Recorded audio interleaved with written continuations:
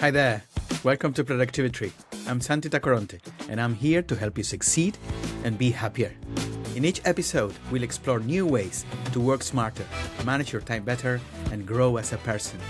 We'll share fresh ideas, find ways to improve, and help you become your best self at work, in life. Join me as we learn and grow together on Productivi-Tree.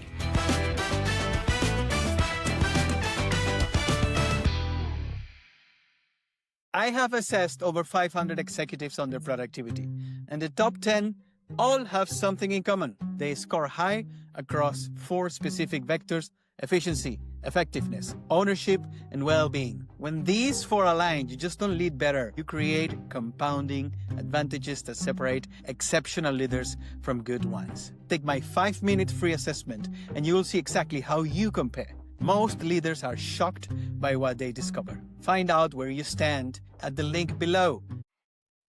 Most teams say they care about the planet right until a deadline slips or a customer complains. And then everyone sprints back to whatever is fastest, dirtiest, and already in place. We tell ourselves we'll go green later when things calm down. But later never comes. And in the meantime, we burn time, money, and energy maintaining outdated systems that are bad for both productivity and the environment. Today, I want to challenge a simple idea.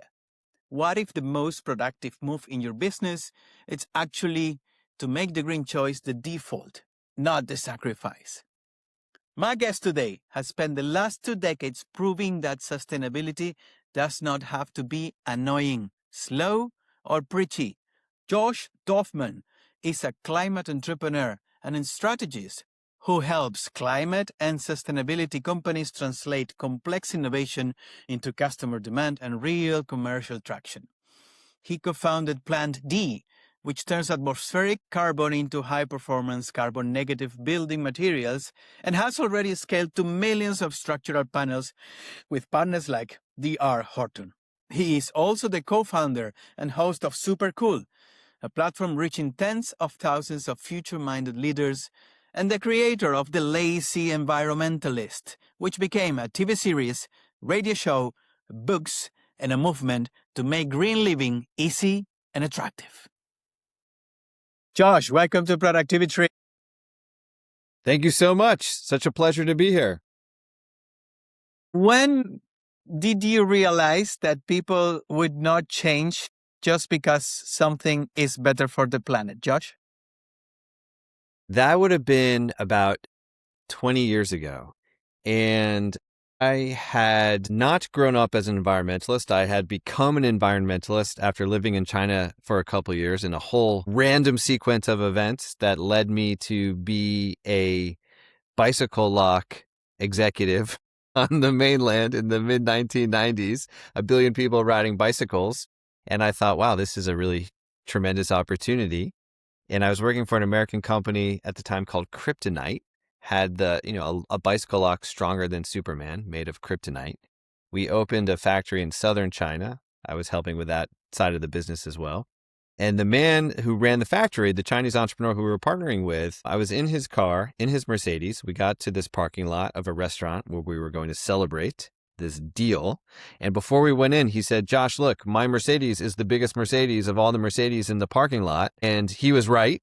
And this was still communist China, 1997, all these Mercedes, a lot of Hong Kong money flowing into southern China. But I thought in that moment, oh my God, you're just like us. Americans, you want more, bigger. And his chest had swelled up. And I thought, what will it mean when there's a billion car drivers in China? I don't know anything about climate change, but that was the moment that awareness hit me. And then I went through about a transition, I would say, or an awakening to really understand issues around environment and climate. That made me more of an activist, which really just mostly led to my brother saying things like, oh, here comes my older brother to make me feel bad about myself again. But no one was really changing their behavior. And ultimately, in 2004, I launched my first company to try and sell modern design, stylish, sustainable products that were also eco-friendly. So I wouldn't have to scold anyone, and maybe they might make some change. So you went from interest into environment and environmental, and then that realization in China. But then at some point, you started to build what you call lazy ways of being environmental. Explain us that. So, yes, so in that transformation where, again, that realization that here I was so concerned about the environment, about climate change. I remember when I came home from China, so I grew up just outside of New York City, in the suburbs of New York City. So I was in my mid 20s. My mom and I went into New York City to go to the theater, do something nice, spend some time. And here I was walking down the streets of Manhattan, looking up at these apartment buildings or office buildings that were empty, probably office buildings at like 9 o'clock at night. And I remember saying like, why are all the lights on? No one's there. And I remember my mom looking at me and being like, you might need some therapy, my son. And that could have been true. But yet it was like I was in this very activist consulting phase. And I realized again that my fear and frustration was not changing anyone's behavior. And so in 2005, I created like the diametrically opposite type of environmental conversation called The Lazy Environmentalist, which was also recognizing some behaviors about myself. I mentioned I had started this eco-friendly retail company, which turned into a modern design, sustainable furniture company. I was very committed to selling these types of products. And yet my first employee in that business, the end of 2004, on her last day working for me, really called me out for being a terrible environmentalist. She's like, you're selling all this product, but you're always in the shower. You barely recycle. You're like a giant hypocrite. What is your deal? And I took that to heart, wrote a blog called The Lazy Environmentalist about myself. It's like, this is actually true. I take long showers. I do my best thinking in the shower. I need a really wonderful low flow shower head so I can have great water pressure and use less energy and less heat and less water. But I'm not going to change my behavior. I care. I'm lazy. I'm a lazy environmentalist. I think there's millions and millions of Americans who probably feel like I do. If the green choices were easy and stylish and at the right price and fit our lives and convenient to make, we'll do them all day long. But if they're not, we're not going to. So let's make it easy. Let's be lazy environmentalists and let's change the world. What in that stage of your career, life, and mission, can you take us to a couple of things that didn't work at all that you said, oh my God, that's never going to work? Yeah, a lot of things. Most things are never going to work. The Lazy Environmentalist in its culmination became a reality TV show where I was the host and I would take, we thought like professionals, people at the height of their work on a journey to see if we could like quote green them. And I remember doing the show with an exterminator, right? The person who shows up at your house to kill the bugs. And I brought this exterminator on the show and I said, look, don't you feel terrible? You're spraying all of these pesticides, all of these insecticides, basically all of this poison in the backyard where the children are playing and the pets are running. Like, don't you feel absolutely awful about yourself? And this guy was like, you don't understand. I have to kill the bugs, And so I was like, all right, let me take you on a journey. Let's find other ways to kill the bugs, right? Without all the poison. So we would try things with like lasers and, all sorts of, toxic free ways to kill bugs. None of them worked. And, that was some of the setup of the show is that, we were on a mission. Very often the solutions didn't work. That was one. I'll give you one other example. We were trying, it was actually a pretty good show. This was the pilot episode of the TV show. I think this is why we got the TV show green lighted and got to make 2 seasons. It was in Los Angeles and we were trying to green a delivery service, right? They had all these fleets of cars going out to deliver all kinds of stuff. And this was also a time like 2008, 2009, gas prices were very high. So the way that we were going to do that was not to go buy like a Toyota Prius or change the car. We brought in the world's leading expert in something called hypermiling. Hypermiling is the set of techniques that you can use to make any car far more fuel efficient. And what that means is you do things like turn off all the air conditioning, right? Like if you're exiting a freeway, you go into neutral and coast down the ramp. You do all of these different techniques to try and extend your mileage. So the setup for the show was we had this delivery driver. She had to deliver a frozen ice cream birthday cake. but she had to use all of these techniques. So no air conditioning, had to drive slower on the freeway, had to be in neutral. And so you can imagine in very warm Los Angeles with no air conditioning, the car is starting to heat up. She's trying to be fuel efficient. The ice cream cake is starting to melt.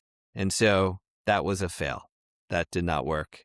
It made for very good TV, but it was a solution for the environment that simply was not practical. Josh, environment is a bit of a roller coaster in the last few decades.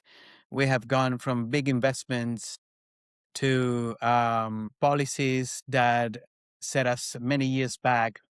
It seems that we only remember environment when it's event based or event driven. There is a fire, there is a tornado, a tsunami, a hurricane, and then we worry about this. Where are we right now? I see the US disaccelerating a little bit on environmental policies, things around fossil fuels. Where are we now in the environment roller coaster? I agree with that assessment broadly, that it can feel like a roller coaster.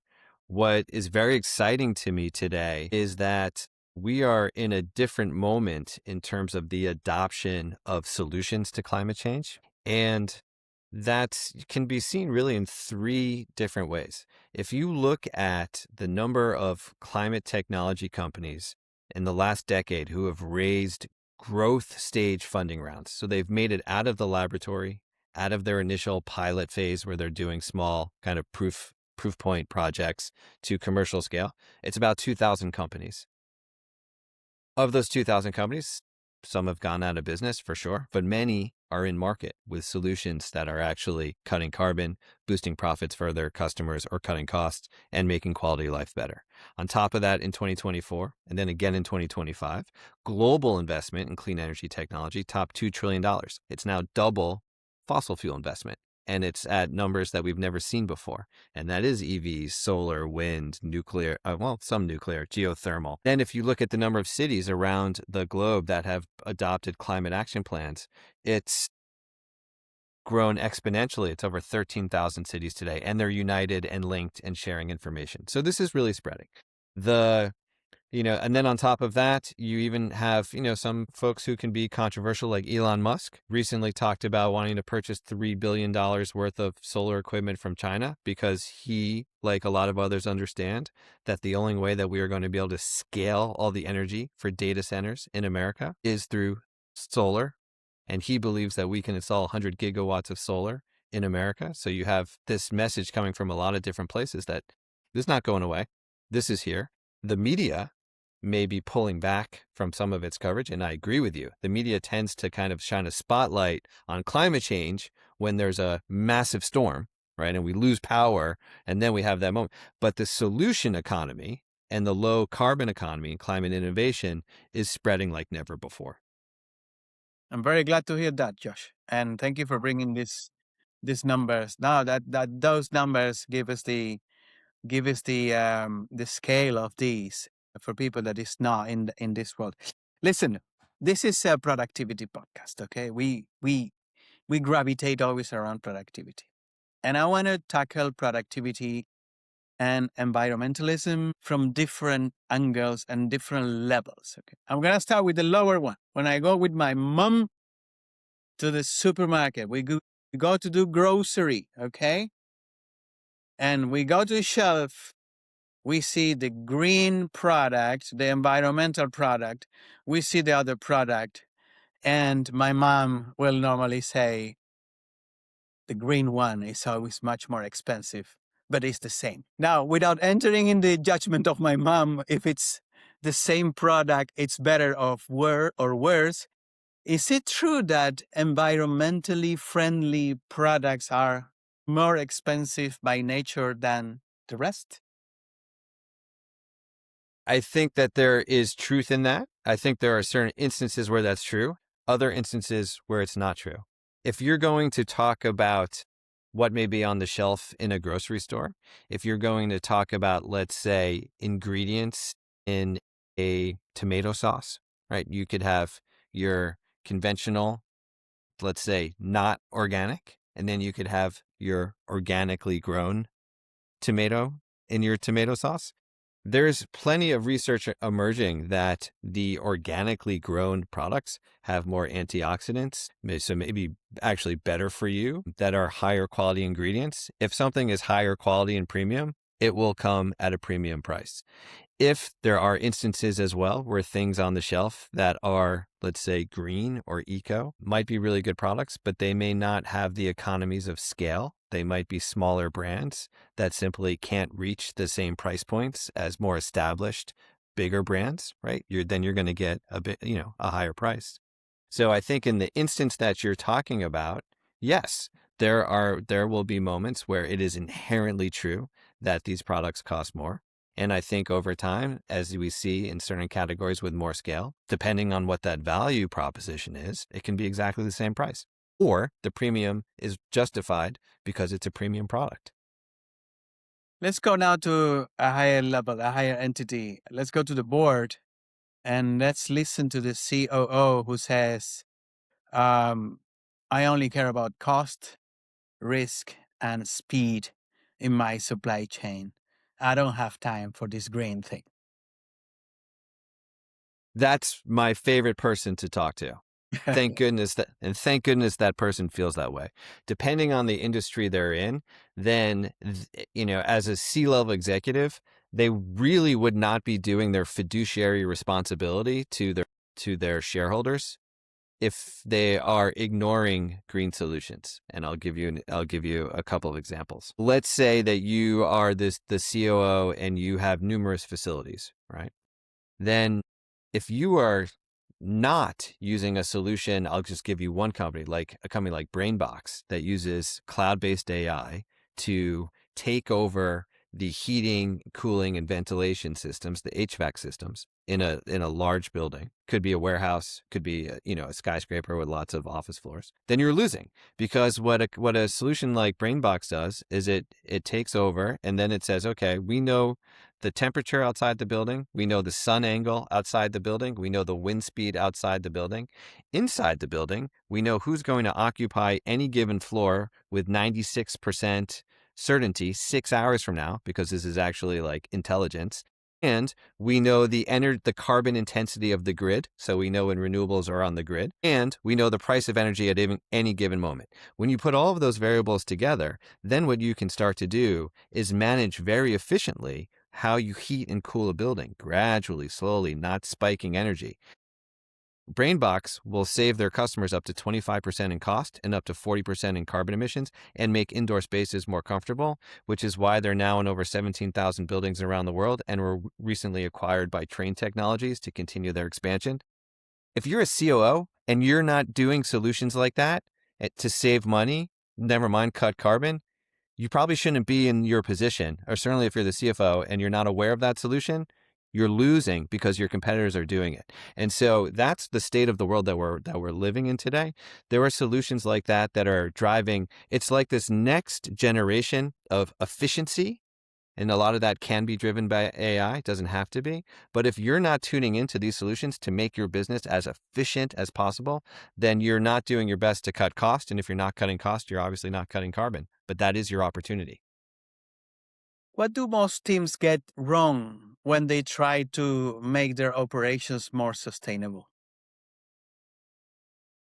What most teams get wrong when they try to make their operation more sustainable is that they hire a sustainability team to try and do it. Where really what they should do is they should task the CFO should task his team and say, let's go out, and I want you to go out and figure out what are the best ways that we're going to cut costs in this company.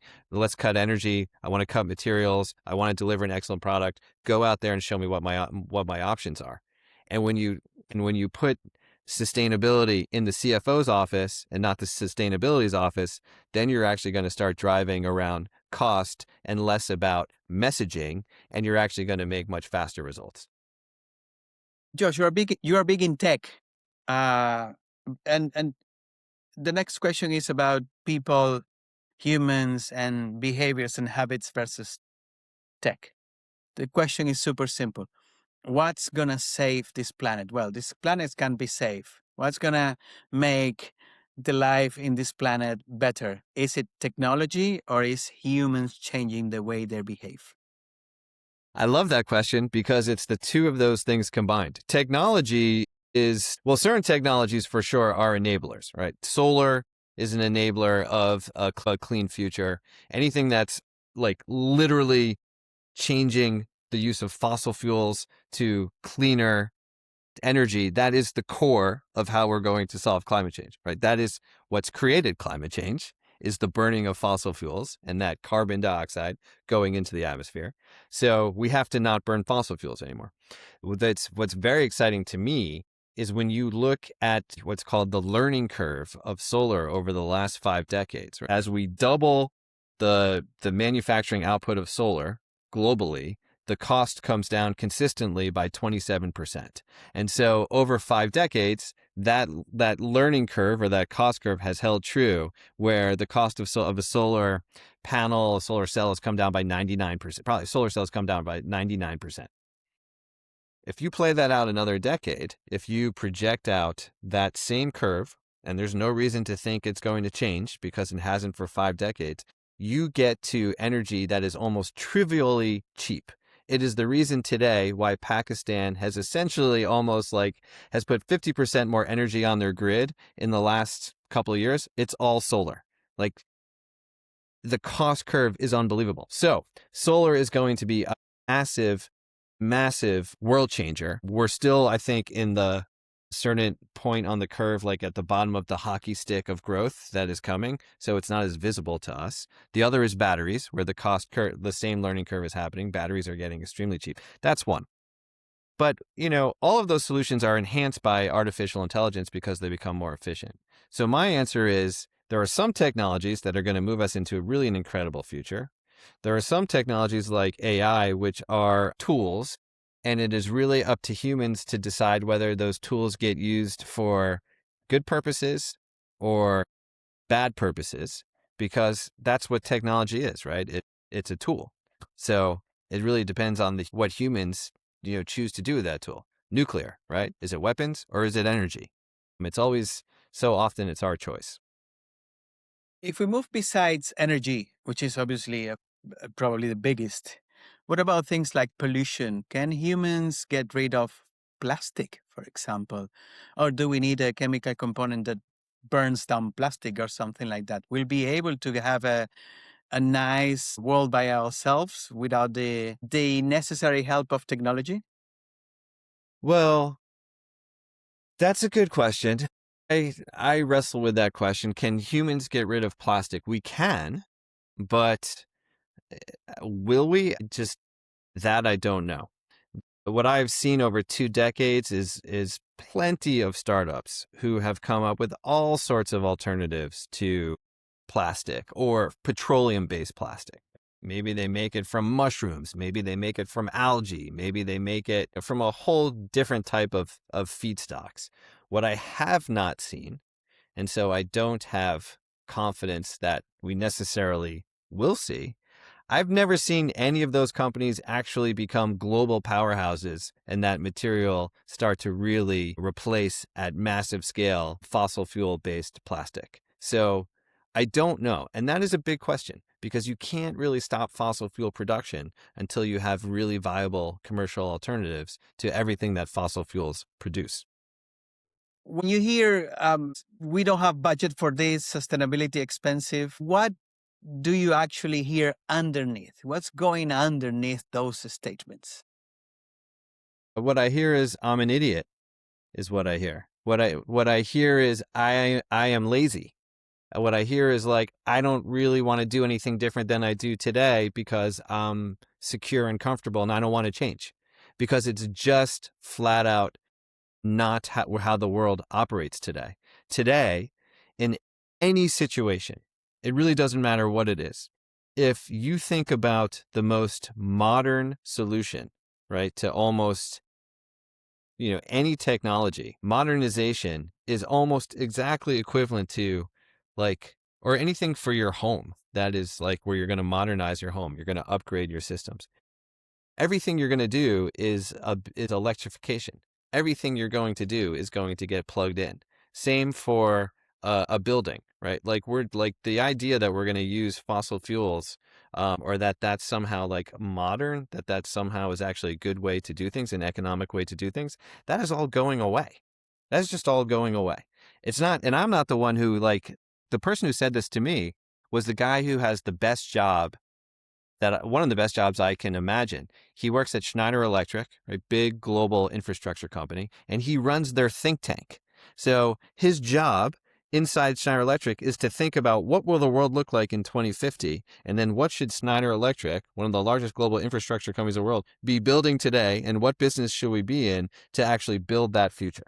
And that future is like so obvious by every trend that it was going to be a lower carbon future where everything plugs in. The question will be how much renewable energy generation on the other side.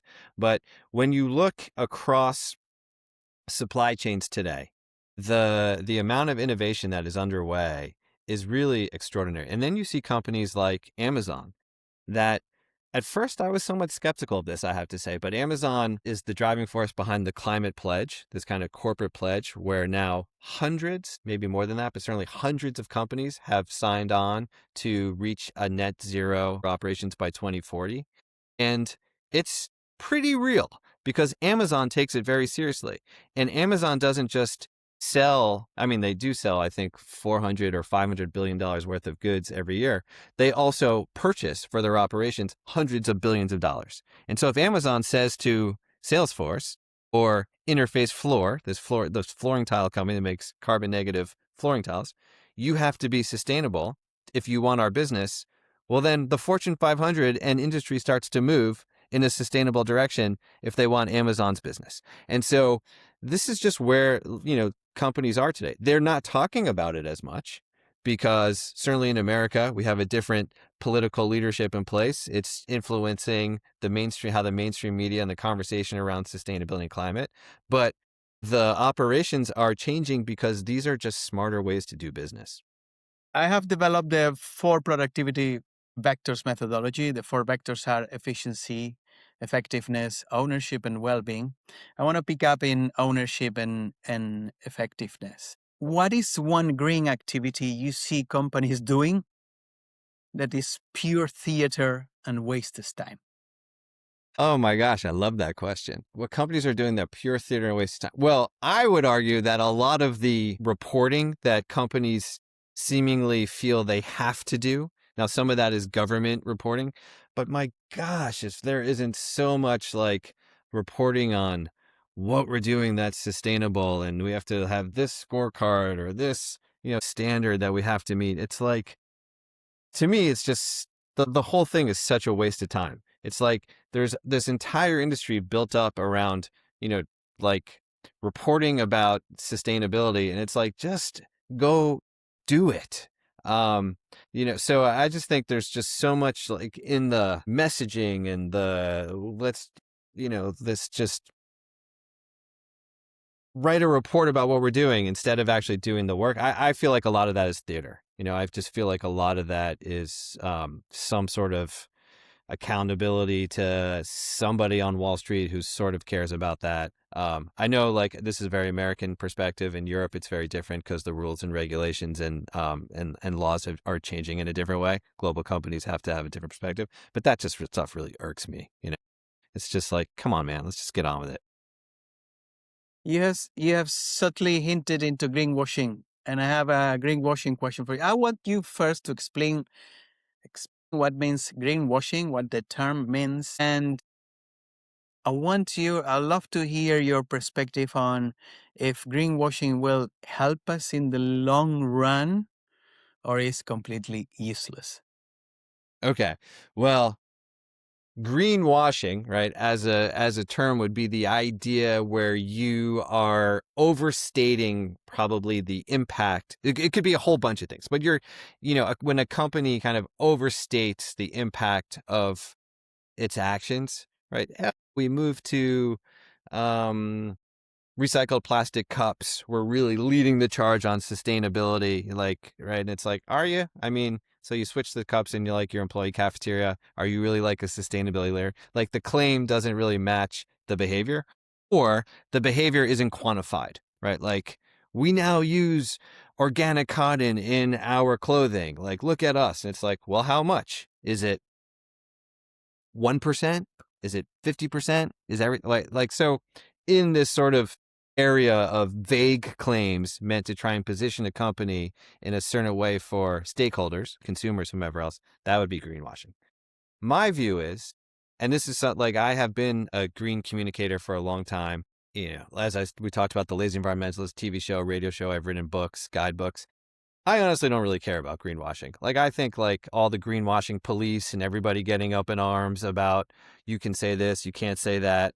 It's just like at the end of the day, it's like we don't have time to just try and police all these greenwashing terms. And it's like, I just think it overstates how much anyone's actually paying attention. Like, I think it overstates how much consumers are actually influenced by claims of corporations. And I'll read the same surveys and I'll read the same, polls and consumers, want 66% of consumers want to shop their values. Well, I've been in this industry for 2 decades, and that's just they may want to, but they don't. Otherwise, we'd already be transforming our economy. They don't shop their values. They don't really care that much. And it's just a waste of time to me. It's like, look, you want to do something, you want to talk about it, talk about it. Like, come on, let's go.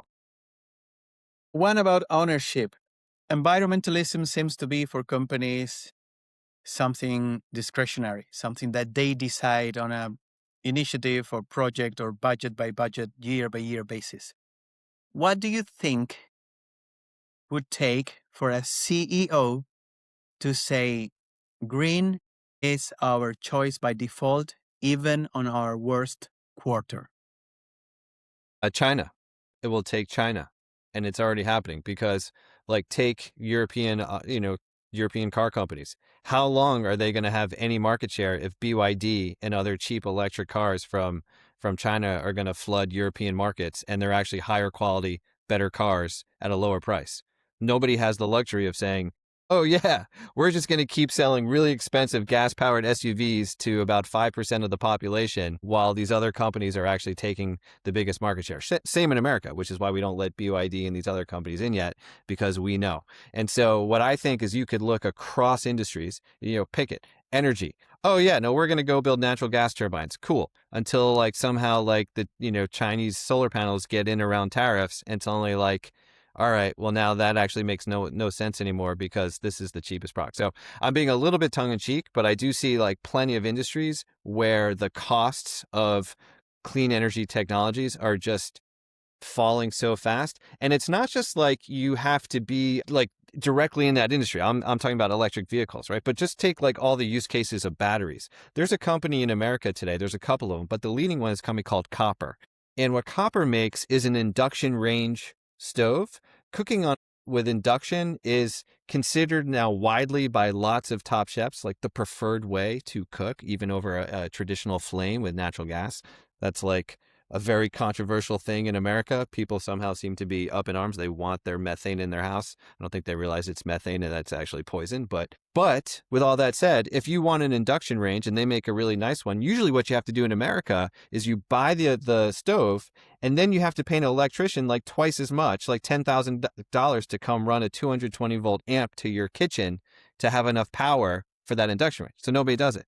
So Copper put a battery, because the costs have gotten so cheap, inside the stove. And so you just plug it into the same outlet in America, like your toaster or your juicer or whatever. And then for most of the day when you're not cooking, that battery's charging. And so then when you go to cook, now you have the energy from the wall plus the energy in the battery. You have enough energy to cook. So what does that mean? That means like, hey, if you're a stove maker, right? Like if you're making natural gas powered stoves, like you're in trouble because there's a better product that's figured out how to get to market at a cheaper price point.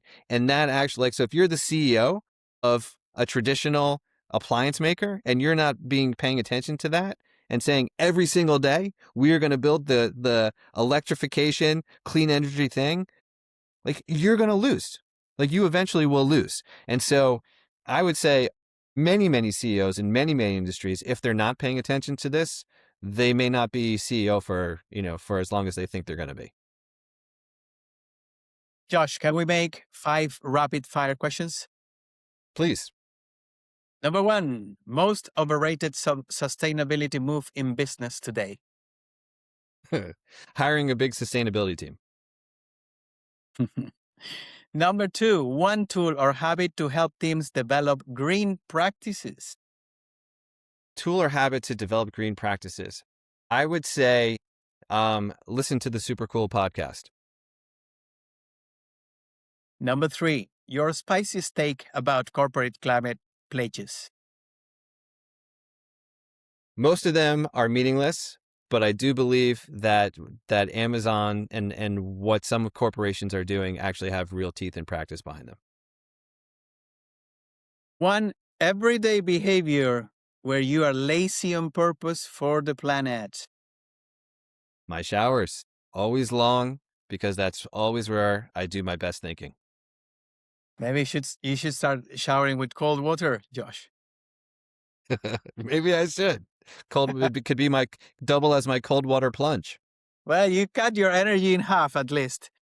Number five, one small change most knowledge workers could make that helps both productivity and climate. That would help productivity and climate. Work from home. I like that one. Yeah. I'll if I may add one, I'll say stop asking AI absolutely everything. That's good. That's good. Josh, let's give some advice to team leaders, people in general, CEOs, COOs that listen to that podcast. What is one specific change you want them to make in their work that is helping the environmental move? Well, I mean, I would say two things. I would say, first of all, companies today, certainly depending on size, but every company should really be thinking about where they're parking their cash, where they're banking, because most mainstream banks are really underwriting fossil fuels. So if you are a sustainability driven company and you're banking with a mainstream institution, like it's guaranteed that your business is actually underwriting things that you don't really like. And there are banks emerging that are far more sustainable. Just park your money somewhere else where those banks are underwriting solar powered projects, renewable projects, battery projects. In America, there's a company called Climate Finance Bank. So think about that. Anyone could think about that as a knowledge worker or working for, as a company. The other thing I would say is, part of this is a shift in frame, right? This is what I'm talking about. If you have the mindset that climate change is, sustainability is a cost center, then you will continue to look for information that supports your point of view.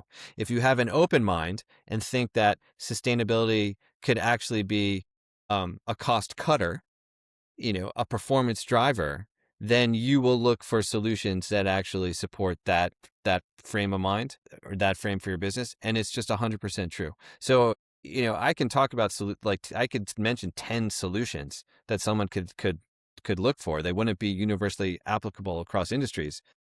But as I said in the beginning, so many climate technologies have scaled that are really infrastructure, that are B2B, that are solutions for how companies operate.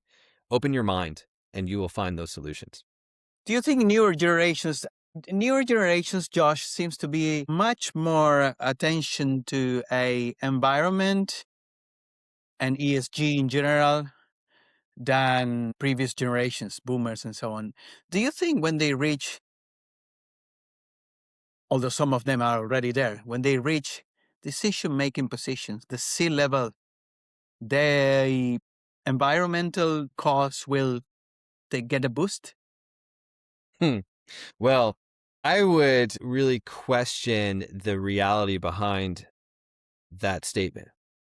I'm not sure that that's completely true, that younger generations care more about these issues than older generations. I think we take that as conventional wisdom. And I think you could say that, you could say it this year, you could say it 10 years ago, 20 years ago, 30 years ago, going all the way back to like the Silent Spring, hippies, the 1960s. Every young generation cares more. If you look at the hippies, right? They once they became investment bankers, they stopped caring as much, right, about the values when it was all right early days and less concerns, less responsibilities. So I think in general, when you get into positions of more responsibility, you realize that there are more considerations than just your ideological views about climate or any other issue you may care about. So I think that generally you get into positions of power, how much you act on your ideological values goes down. The other thing I think is that when I look across the innovation landscape, to me, the CEOs in the realm of climate who are running the most consequential companies are almost across the board over 50 years old. Companies that have like real scale behind them, that are actually delivering real value to the market and to their shareholders. They're not young. So they're entrepreneurs who've started to stay in the game with executive teams that are seasoned and they're totally committed to this. And the reason why they're succeeding is because they either have built up all this, knowledge in like oil and gas, and now they're moving into geothermal, or they were a brand strategist at Unilever forever, and now they're going to like run some organic, cleaning company. Who knows? But it's like, I just see a psychographic more than a demographic of people who actually care. And to me, it's not generational. Josh, how can get our audience in touch with you, listen to your podcast, and avail your services? So our podcast is super cool. You can find it anywhere you listen to podcasts. We have 2 newsletters. One's called The Playbook, where we digest or we synthesize how the best climate companies are taking market share and gaining market adoption and actually selling into markets to scale up. And then we have another called Deployed, where each week we're writing about what's gone live in the low carbon economy to move things forward, real projects at real commercial scale. Could be a net zero skyscraper for new apartments, could be a geothermal deployment, it could be utility solar. I mean, we cover everything. New green hospitals, you name it. So it's getsuper.cool is the place to find all that information. Very cool. Josh Dorfman, thank you so much for bringing your knowledge, all the data, and your experience to us. I'm taking one thing away. A lot has been done in the past years. Maybe it wasn't so visible, but it seems that we are starting to reap the fruits and the benefits, and we might be maybe at a tipping point where being green and environmental, it's actually better than not being it. It's a competitive advantage. Thank you so much for your time, Josh. Thank you, Santi. I enjoyed the conversation. I have assessed over 500 executives on their productivity, and the top 10 all have something in common. They score high across 4 specific vectors: efficiency, effectiveness, ownership, and well-being. When these 4 align, you just don't lead better. You create compounding advantages that separate exceptional leaders from good ones. Take my 5-minute free assessment, and you will see exactly how you compare. Most leaders are shocked by what they discover. Find out where you stand at the link below. Thanks for listening to Productivi-Tree. I hope you found something useful in today's episode. If you did, and it helps improve your life even a tiny bit, that'll make me really happy. Remember, you can find Productivi-Tree on all major podcast platforms like Spotify, Apple Podcasts, and Google Podcasts. If you enjoyed the show, why not share it with a friend who might also find it helpful? Until next time, and keep growing and stay productive.